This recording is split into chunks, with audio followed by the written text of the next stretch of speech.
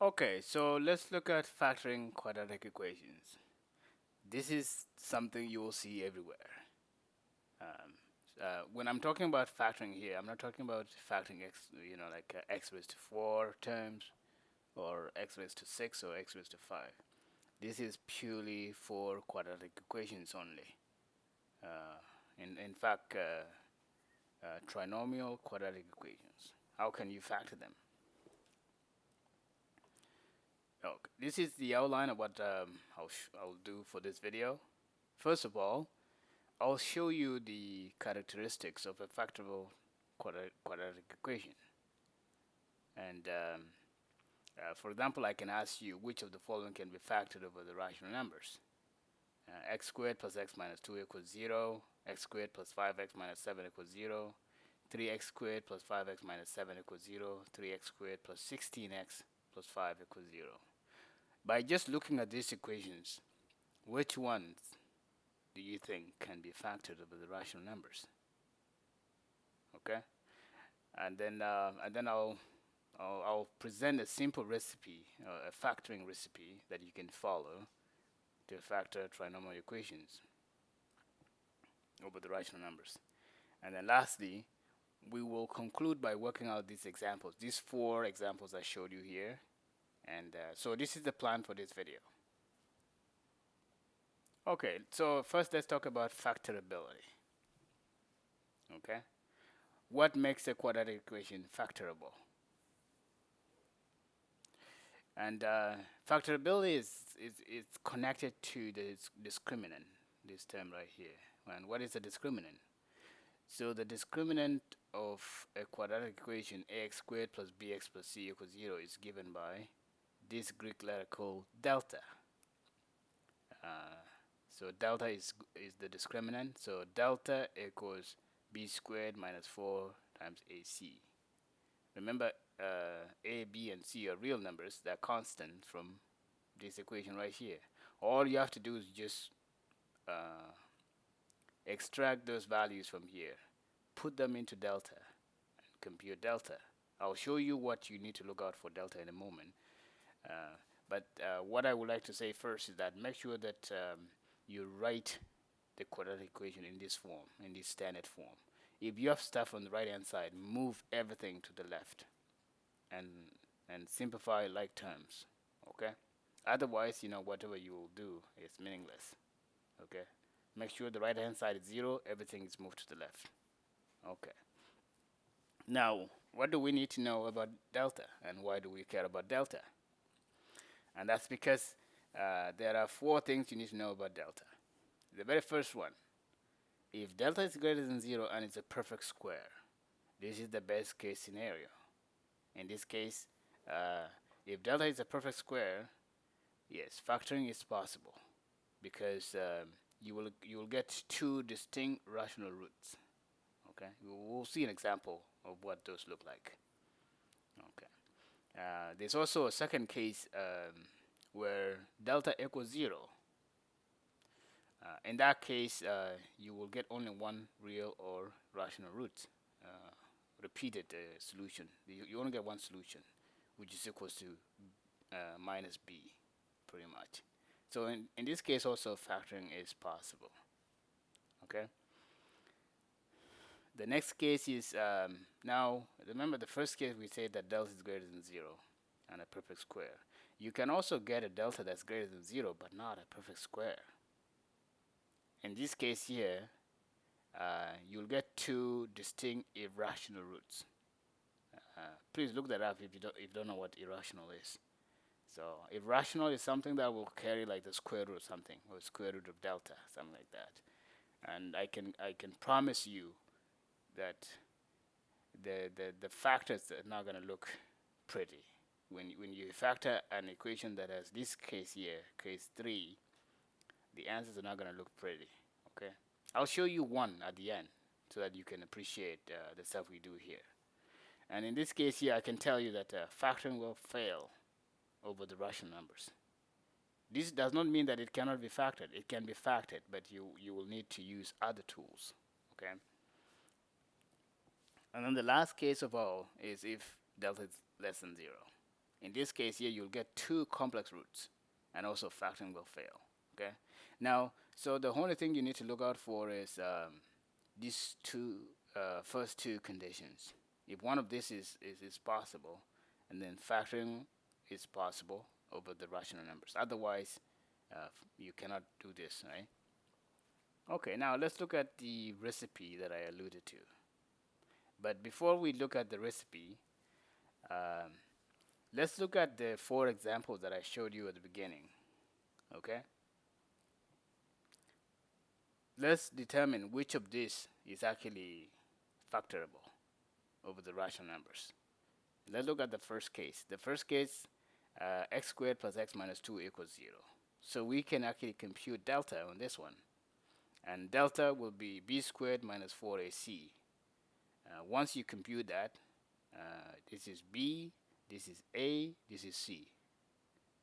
Once you do that, you get 9. And 9 is a perfect square because you can write 9 as 3 squared. Okay, so yeah, so in here, factoring is possible. Next one.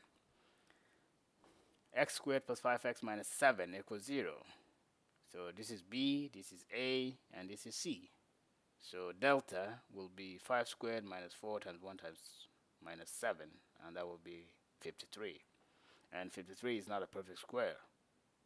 So therefore, factoring will fail in this case. Okay, number 3. Delta now is 109. So because you can see that b is 5, a is 3, and c is minus 7. Once you compute delta, you get 109. Again, just like in the previous case, this is also not a perfect square, so factoring will fail. And then the very last one, 3x squared plus 16x plus 5. Now, once you compute delta, what do you get? You get delta is 196. And you can write 196 as 14 squared. So this is a perfect square. Okay? So yeah, so now we can see that factoring is actually possible for 1 and 4. The first quadratic equation can be factored, and the last quadratic equation can, so factoring is possible for those. Okay. Now let's look at the recipe now. Now this factoring recipe doesn't care if you have a equals 1 or a is as long as you follow this recipe correctly, it should work out for any quadratic equation so far. Okay, so that's the promise. But first of all, let's go through the recipe so that you can know what to do. The very first step is to convert your equation into the standard form. Please do this the first step. Move everything to the left hand side and then collect like terms together. Okay. Once you do this, it will make your life easier. Okay. And then once you do that, you compute delta. Delta equals b squared minus 4ac. Delta equals b squared minus 4ac. Now, if delta equals 0 or delta is a perfect square, then you proceed to the next step. Remember, in the previous, when we're looking at those, conditions for delta, that's condition 1 and 2. Condition 1 and 2. So condition 1 and 2 is when we know that factoring is possible. So now we go to step 2. And so the next step is to find two integers m and n, so that when we multiply m and n, it will equal a times c. Remember, a and c are from here. So this a is this a. This c is this c.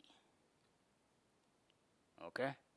And then also when I add m, now instead of multiplying them, now I am adding them. So m plus n, I should get the middle term b. So m plus n equals b, which is this term right here. Okay? So, and then the next step is to split, or you rewrite the middle term. Remember, from this step here, we say that m plus n equals b, right? and the middle term is bx right here, bx. So instead of bx now, I replace b with m plus n, because that's what I have here. So m plus n times x, and then when I open the bracket, I get m times x plus n times x, which means now my quadratic equation, ax squared plus bx plus c, becomes x squared plus mx plus nx plus c equals 0. Okay. Once you do this, you'll actually see your factors already. You'll see that it's actually easy to factor from here. So that's the good news. Okay. So the next one is to group terms and then factor. You group the terms and then factor. You factor the greatest common factor from each group of terms. For example, you can factor the first term and the second term, you put it in one group, and then you factor what is common from them. You factor that outside. You do the same thing for the last group, nx plus c. Okay? And then step 5, you factor the common binomial. Now, when you do step 4 here, you'll see a common binomial. You'll always see a common binomial. So all you have to do is just take that outside. You factor that outside, and then that will actually allow you to write the quadratic equation as a product of two binomials, because what will be left over will be another binomial. We will see when we do an example. You will see what this looks like. Now, if your goal was to just factor this equation right here, you could just stop at step 5. But if you want to find solutions to this equation right here, you need to set each binomial equal to 0 to find solutions. Okay? Yeah, so that's it. This is the factoring recipe. It will work for any quadratic equation so far, as long as you compute delta first. So delta will inform what you do next. Okay. Now let's go through the examples and see how this plays out. Okay, so this is the first example we looked at. X squared plus x minus 2 equals 0 by factoring. So the very first step from the recipe is to write it in the standard form. But this is already in the standard form, so you don't need to do anything. For example, if you had x squared plus x equals 2, that's not in the standard form. You'd have to move the 2 to the left-hand side so that it becomes minus 2. And now it is in the standard form. Once it is in the standard form now, you can infer a. So a is the term that multiplies the x squared, and that's 1. There's a 1 hiding here. There's also a 1 hiding here, so which is b. So b equals 1. And then c is minus 2. Once you have these values here, you can compute delta. So delta equals b squared minus 4ac. And once you put those in, you get 9, which is 3 squared. And we've already seen this, that 9 is a perfect square, because I can write it as 3 squared. Because this is a perfect square, we can move to the next step of the factoring recipe. Okay. Now, this is the crucial step. This step 2 is very important, and I would say try to understand it as much as possible, because it will make your life easier. And that is to find two integers m and n, such that when I multiply m and n, I get a times c. Remember, a from here and c from here. Like in this equation here, we already identified that a is 1 and c is minus 2. Okay, that's why I have 1 here, I have minus 2 here. Now 1 times minus 2 is minus 2. You also, the next step is to add m plus n. Remember, we don't know what m and n are at this point, right? We don't know. So our goal is to find m and n in this step. We need to find what we need to determine what their values are. But the only thing you need to know that when I multiply those two numbers, I should get a times c. When I add them, I should get b. M plus n equals b. The middle term, there's a b hiding right here. So b equals 1. So m plus n equals b equals 1. Okay, and this is now the important part that I mentioned. Now, m times n equals minus 2. We've already identified this from here. So m times n is minus 2.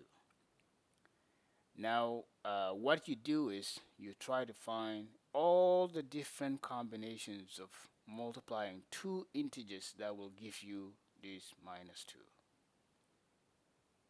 Every way you can write two integers, and then when you multiply them, they give you minus 2. So the very first combination is, m could be minus 1, n could be 2. If I multiply them out, I get minus 2. Because this is a negative number, one of these numbers has to be negative, right? If both of them are positive, you end up with a positive number, which is not this one. If they're all negative, you also get a positive number, which is not this one. So one of them has to be negative. So the next combination is if m equals 1, or n equals minus 2. You can also switch these roles, right? So you can see when I multiply 1 times minus 2, I also get minus 2.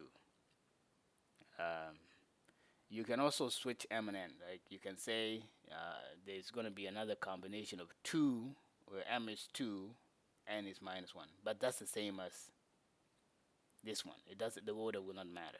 Okay. So those are all the combinations of two integers when multiplied together to get minus 2. Now this is the trick that will save you a lot of time when you're factoring. Okay. Now when we deal with m plus n, now what you do is you take these very same combinations, instead of multiplying them, add them up. Instead of multiplying, add them up. And remember, they must equals b, which is 1. So this is b, this is ac, this is b. Now when I add this up, so minus 1 times 2, instead of times 2, I get plus 2. So minus 1 plus 2, I get equals 1. The same with this combination. 1 times minus 2, I'll say 1 plus minus 2. So 1 plus 2 is the same as 1 minus 2, so that will be minus 1. And you can already see, because this is already in green, what you need to look out for is which of these combinations, when I add them up, they agree with this b. This one is not, it's not equals to 1, it's equals to minus 1. It doesn't agree with this one right here. So I will discard this combination. So what works is this combination right here, minus 1 and 2, because when I add them up, I get b. So therefore, now we can say m equals minus 1, n equals 2. Okay. Now we move to the next step. Now, the next step is to expand the middle term, bx. Remember, you write it using the two numbers we found here. So now our quadratic equation becomes x squared minus 1x plus 2x minus 2 equals 0. And we do this because from here you'll be able to see factors already. So you can see that if I add these two terms, I get x, which is this x. We get it back. Okay. And the next step is to group terms, and then we factor. So for example, here I grouped the first term and the second term together. So I put a bracket around those. And then the last two terms, I group them together. And you can see in the first term there's an x. So I take x outside. You see there's an x here. So if I divide x by x, I get an x. If I divide x by x, I get 1. So the first group, I get x times x minus 1. Now the second group, you can see that 2 is common. So 2 is a common factor, so I can take that outside. That's why I have a 2 outside here. And what is left is x minus 1. And what do you see? There's a common factor. There's a common binomial. So this is a binomial that is in the first group, and there's also the same binomial in the second group. Okay, so now in the next step, now you factor that common binomial. You take that binomial outside. So you pull out x minus 1, and so what is left? Once I take out the x minus 1, this x will be left over from the first term, and that is this x right here. The second term, 2 will be left over because I've taken this x outside, x minus 1 outside, so 2 will be left over. And you can see once you do that, whatever is left over will give you another binomial, and this is already a product of two binomials. And that's how you actually do factoring.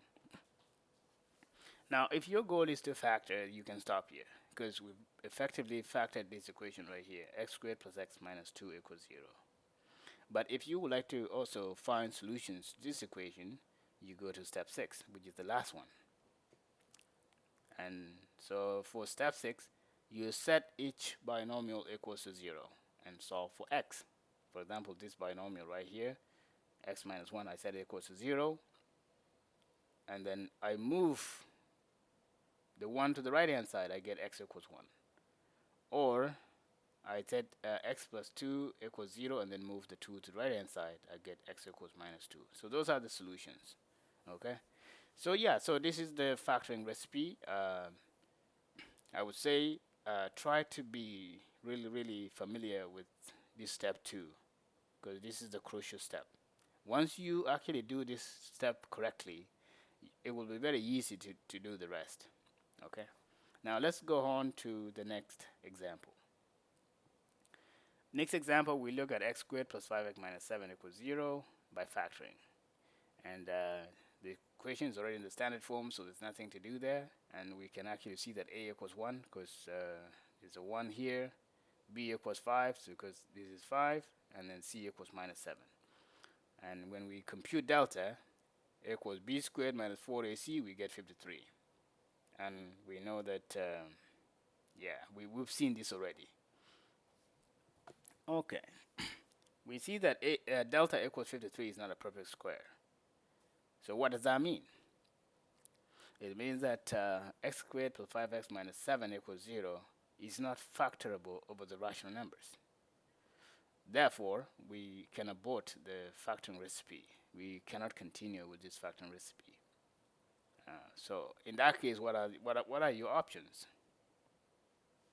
You can use completing the square method, or you can use the quadratic methods. Okay. I don't recommend continuing with this. You can also graph it, but I do not recommend graphing because you will not see the exact solutions for an equation like this. Yeah, so that's why at this point I hope you can appreciate why we compute delta, because I've seen students labor for hours and hours and hours trying to factor an equation like this, and they're not going anywhere. Okay, and so let's look at the next one.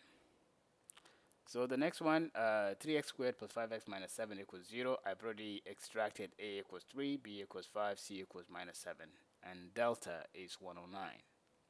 Okay, delta equals b squared minus 4ac, and you get 109. Again, this is not a perfect square. Okay. So since delta is not a perfect square, what does that mean? It means that this equation right here is not factorable over the rational numbers. So we stop the factoring recipe from here. And again, just like in the previous case, what do you use? You can complete the square, or you can use the quadratic formula. And also the graphing method is also an option, but I don't recommend it. Okay? So you can see this will save you a lot of time. Computing delta will save you a lot of time. Okay, the last example. 3x squared plus 16x plus 5 equals 0 by factoring. Okay, let's look at this. Now, the equation is already in the standard form, so we don't need to worry about that. But we can extract this constant, a equals 3, b equals 16, c equals 5. Okay? And then now we compute delta. Delta equals b squared minus 4ac. Once you do that, you plug in those values, you get 196. 196, you can write it as 14 squared. And indeed, this is a perfect square. Okay? So which means factoring is possible. Okay, now we move to step 2. This is the crucial step that I mentioned earlier. So we have to find two integers m and n, so that when I multiply m times n, it should equals a times c. Remember, a and c are from the quadratic equation itself. So a is 3, c is 5. So ac equals 3 times 5, which is 15. And also, if I add m and n, I should get b, the middle term coefficient, right here. So m plus n equals b equals 16. Now this is the crucial step. So when we multiply m times n, we got 15. I'm just rewriting what we have here. M times n equals 15, right? Now, what we need to do is to find all the different combinations of multiplying 15. What combinations of two integers, when I multiply them together, I get 15. So the very first combination is minus 1 and minus 15. Because this is a positive number, the negatives will cancel. So minus 1 times minus 15 will give me 15. So that's one combination. Next combination will be 1 times 15. That will also give me 15. There's also minus 3 times minus 5. That will also give me 15. There's also 3 times 5. It will also give me 15. So these are all the combinations of multiplying two integers to obtain 15. Okay. Now, the most important step is this one right here, where we add m and n. So using these same combinations right here, now instead of multiplying them, we add them up. Instead of multiplying them, we add them. But instead of AC now, we use B, remember from here. So B is 16, so this is B. So you see the first combination, minus 1 times minus 15. Now instead of multiplying them, I add them up. So minus 1 plus minus 15, I get minus 16.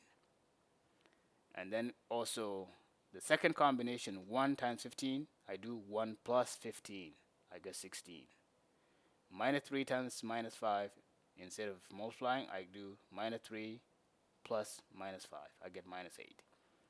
The last combination, 3 times 5, I do 3 plus 5 equals 8. Now, the most important thing to note here is that you look at each combination and see which one agrees with B right here. You can see the first combination doesn't agree with B because we get minus 16 and this is 16. So we don't use that. The second combination agrees with 15 because 1 plus 15 is 16, which is the same as 16. The third one doesn't agree because we get minus 8. Minus 8 is not equal to 16. Similarly, the last combination, 3 plus 5 is 8, and 8 is not equal to 16. So you can already see, I already put this in green. So this is a giveaway that this combination is what works. And in all cases, you'll see that there's only one combination that works, and it is combination right here. So which means we can now we can conclude that m equals 1 and equals 15. Now look at that. Once you have m equals 1 and equals 15, it's very easy to factor this equation right here. It's super easy to factor from here. Okay, now we can expand the middle term, the 16x. So we write that as 3x squared plus 1x plus 15x plus 5 equals 0. Remember, if I can add these two terms together, it's the same as 16. So I did not change the equation. All I did was I replaced b equals m plus n, right? So once you do this now, you will already see factors. You will see common factors. So let's go to the next step. The next step is to group and factor. Group and factor. So we group the first two terms together. So 3x squared plus 1, or 3x squared plus 1x, and then the second group will be 15x plus 5. And you can see in the first group, we see that x is actually common. So I can take x outside. So then now if I divide this term by x, I get 3x. If I divide this one by x, I get 1, right? Now similarly for the second group, you see there's a 5 in each term. There's a 5 here, there's a 5 in 15, so I can take 5 outside. So now when I divide 15x by 5, I get 3x. When I divide 5 by 5, I get 1. And yeah, so in the first term, the greatest common factor is x. In the last term, the greatest common factor is 5. And look, there's a common binomial. This is a binomial. This is binomial. It's common to both groups. Now, step 5 is to factor out that common binomial. Once you take out this binomial, you take it outside, what will be left over from the first term is just this x right here, and that's why I have this x. What will be left over from the second term is this 5, that's why I have this 5. And once you take out this common binomial, you'll see that what is left over is another binomial. And already that will be a product. That will be a product of two binomials. So 3x plus 1, x plus 5 equals 0. At this point, if your goal was to factor this equation, you are done. You are done. But if you would like to know the solutions to this equation, you go to step 6. And that is to set each binomial equals to 0. So 3x plus 1, I said that equals to 0, and then move the 1 to the right-hand side, so I get 3x equals minus 1. To isolate for x, I divide by 3. So minus 1 divided by 3, so I get x equals minus 1 over 3. Similarly, I set x plus 5 equals 0, and then move the 5 to the right-hand side. I'll gain a minus sign, so that x equals minus 5. And that is how you factor this equation. Okay, so yeah, so just to recap, the most important step is step 2, finding m and n. In some cases it will be fairly obvious, but in most cases sometimes it will be a daunting task. But if you follow this recipe, you should have no trouble finding m and n, which will make it easy for you to factor stuff from here. Okay, so now let's look at a summary of everything we've done so far. So how do the equations factor so far? We've already seen the first two, right? The first and the last. So x squared plus x minus 2 is x minus 1, x plus 2. And 3x squared plus 16x plus 5 is 3x plus 1 times x plus 5. So we've seen those. But what is interesting is these two in the middle. Why did I skip them? Why did I skip these two earlier? And do you recognize anything about delta? Remember, the delta for this equation here was 53, and you see there's a delta here, root 53. And also the delta for this equation is 109. You can see there's root 109. So that's why I did not recommend trying to factor these two equations by grouping. Because if you try to factor this by grouping, you'll have a very hard time trying to find, because you are trying to find this number right here, and this is an irrational number. So root 53 is an irrational number. Root 109 is an irrational number. So that's why I recommend that you use the quadratic formula or the completing the square method for question 2 and question 3. Okay. So at this point, I hope you can appreciate the recipe and also appreciate the need for checking for delta in the first place, because delta will save you a lot of time. Because I've seen when I was a graduate student that a lot of students spend hours and hours trying to factor equations without making any headway, and that's because they did not check for delta. Okay, so I hope that was useful, and thank you for watching.